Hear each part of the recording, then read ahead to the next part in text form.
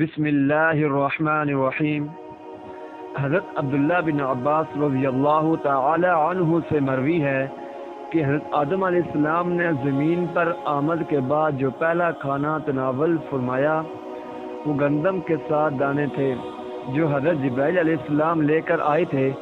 حضرت آدم علیہ السلام نے حضرت جبرائیل علیہ السلام سے دریافت کیا کہ یہ کیا ہے، انہوں نے کہا کہ یہ اسی درخت سے لائے گئے ہیں جس سے آپ علیہ السلام کو منع کیا گیا تھا۔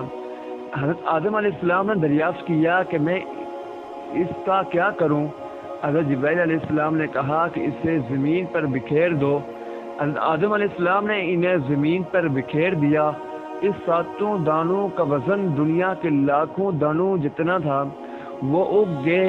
حضرت آدم علیہ السلام نے انہیں کاٹا، انہیں صاف کیا، انہیں پیسا اور پھر گوندھ کر آٹا بنایا گیا۔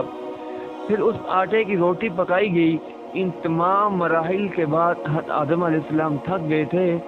ایسا نہ ہو جائے کہ وہ تم دونوں کو جنت سے نکلوا دے، پھر تم مشقت میں پڑے۔ حضرت آدم علیہ السلام اور حضرت حوا علیہ السلام نے زمین پر آمد کے بعد بھیڑ کی اون کا لباس سے پہلے استعمال کیا۔ حضرت آدم علیہ السلام نے اسے موڑ کر کاٹ لیا، پھر اس سے اپنے لیے جبہ بنایا۔ حضرت حوا علیہ السلام کے لیے اوڑھنی اور قمیص بنائی۔